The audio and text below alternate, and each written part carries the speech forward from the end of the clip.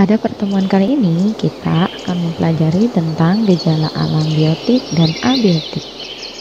Untuk itu, simak penjelasan berikut ya. Gejala alam biotik dan abiotik. Biotik berasal dari kata bios, yaitu hidup. Dan menurut Kamus Besar Bahasa Indonesia, biotik adalah makhluk hidup, seperti tumbuhan, hewan, dan manusia, baik yang mikro atau kecil ataupun yang makro atau besar. Jadi bisa disimpulkan bahwa biotik adalah makhluk hidup yang memiliki ciri-ciri makhluk hidup seperti bernapas, bergerak, menerima rangsang, bermetabolisme, bereproduksi, dan ciri makhluk hidup lainnya. Di alam ada gejala alam biotik. Apakah gejala alam biotik? Gejala alam biotik adalah peristiwa atau gejala yang timbul akibat interaksi atau hubungan antara makhluk hidup di dalam ekosistem. Gejala alam biotik dalam lingkungan sekitar kita dapat diamati dalam peristiwa-peristiwa berikut ini. Salah satunya, contohnya adalah ledakan hama yang merajalela, penyebaran virus, populasi eceng gondok, pembusukan pada makanan, dan kepunahan spesies langka. Dapatkah kalian menyebutkan gejala alam biotik yang lainnya? Contoh mengapa ledakan hama tanaman yang merajalela merupakan gejala alam biotik?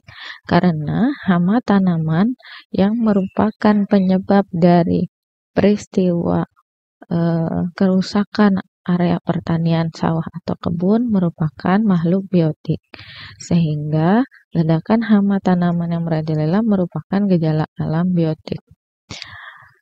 Keadaan tersebut terjadi akibat terbunuhnya musuh alami hama. Contoh, karena musuh alami belalang, yaitu burung, banyak diburu oleh manusia. Penggunaan pestisida berlebihan juga dapat mengakibatkan salah sasaran. Hama yang semula menjadi sasaran pestisida ternyata juga mengenai predator alami.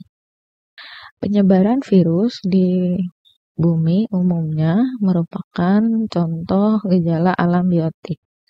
Virus-virus yang ada di sekitar kita merupakan makhluk hidup yang dapat menyebabkan penyakit-penyakit berbahaya. Salah satunya adalah saat ini sedang terjadi pandemi global di seluruh dunia oleh virus COVID-19 yang menyebabkan penyakit corona dan virus HIV yang menyebabkan penyakit AIDS serta virus dengue yang menyebabkan penyakit demam berdarah. Kalian pernah menyaksikan sungai atau kali yang ditumbuhi eceng gondok yang menjamur? Nah, jika kalian melihat peristiwa ini adalah gejala alam biotik, di mana eceng gondok sebagai makhluk hidup ternyata dapat merusak ekosistem perairan. Sebutan istilah untuk populasi eceng gondok yang meningkat itu adalah eutrofikasi. Terjadi akibat penggunaan pestisida, pupuk, maupun pencemaran akibat limbah rumah tangga di dalam perairan. Sehingga kandungan nitrogen dan fosfor dalam air meningkat dan menyebabkan populasi eceng gondok menjamur. Sebuah ikan yang busuk dan juga sepotong roti yang telah berjamur. Hal ini merupakan contoh gejala alam biotik, di mana bakteri dan jamur yang merupakan makhluk hidup merusak struktur kimia, warna, rasa, dan bau dari makanan yang seharusnya masih tetap baik. Pernahkah kalian melihat peristiwa seperti ini? Di bumi kita juga terjadi peristiwa gejala alam, yaitu kepunahan spesies langka. Dan hal ini merupakan gejala alam biotik. Tentu saja karena spesies langka tersebut yang kita kenal adalah makhluk hidup atau biotik. Contoh hewan yang hampir punah adalah badak bercula 1, harimau Sumatera, gajah Sumatera, dan juga burung cendrawasih dari Papua. Hewan-hewan ini adalah hewan-hewan asli Indonesia atau endemik yang saat ini dalam masa kepunahan. Mengapa hal ini bisa terjadi? Hal ini terjadi karena laju reproduksi hewan-hewan tersebut yang sangat rendah. Artinya, tidak dapat memiliki keturunan atau anakan dalam setiap tahun, alias sulit. Perburuan liar oleh manusia juga meningkat akibat para kolektor hewan-hewan langka yang ingin mengkoleksi mereka. Kita beralih ke abiotik. Abiotik berasal dari kata a yang artinya tidak dan bios yang berasal dari kata hidup. Dan menurut Kamus Besar Bahasa Indonesia, disimpulkan bahwa abiotik adalah makhluk yang tidak hidup dan tidak memiliki ciri-ciri makhluk hidup. Contohnya ada tanah, air, udara, suhu, cahaya, kelembapan, ketinggian, dan lain-lain. Sehingga gejala alam abiotik adalah peristiwa atau gejala yang ditunjukkan oleh keadaan benda tidak hidup. Salah satunya ketika kita mengamati tata surya. Tata surya beserta planet, asteroid, satelit, meteorit, dan komet merupakan contoh gejala alam abiotik.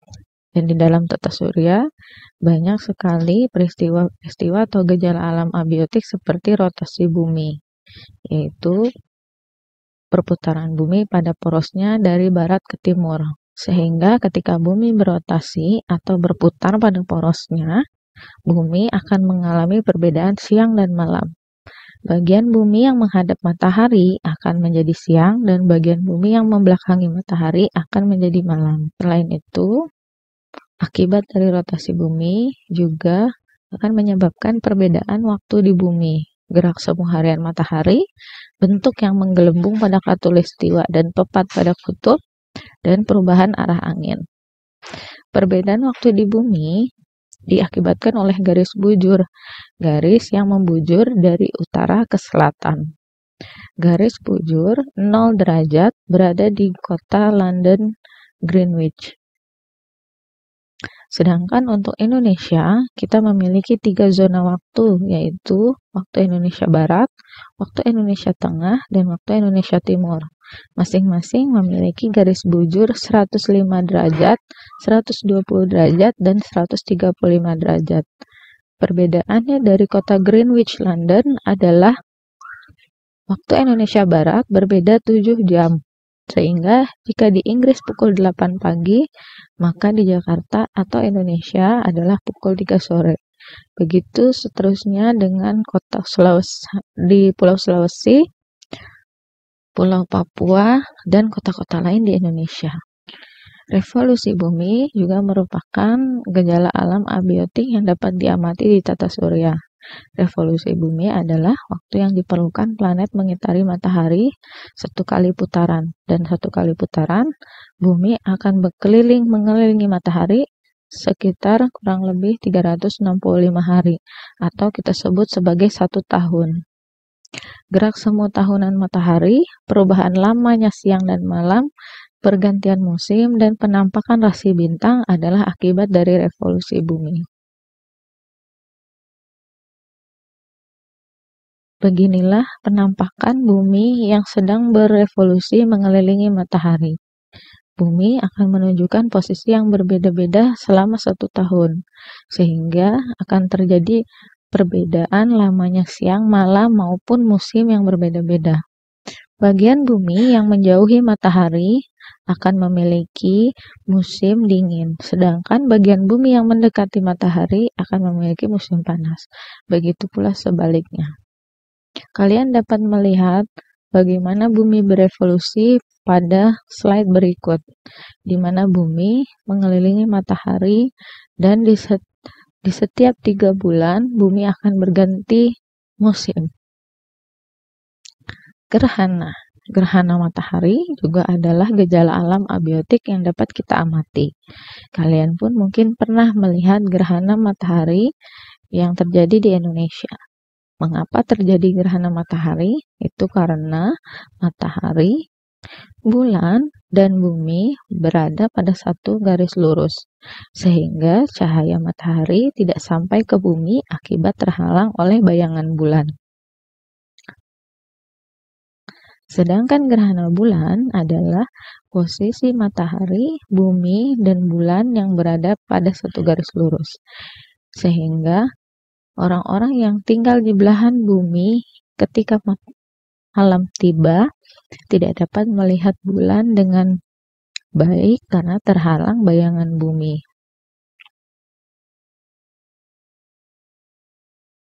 Pelangi juga merupakan salah satu contoh gejala alam abiotik.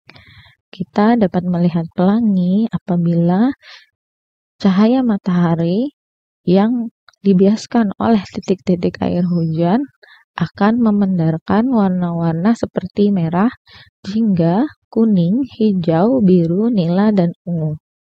Pernahkah kalian melihat pelangi? Asap kebakaran hutan juga merupakan gejala alam abiotik, di mana asap merupakan makhluk tidak hidup atau abiotik.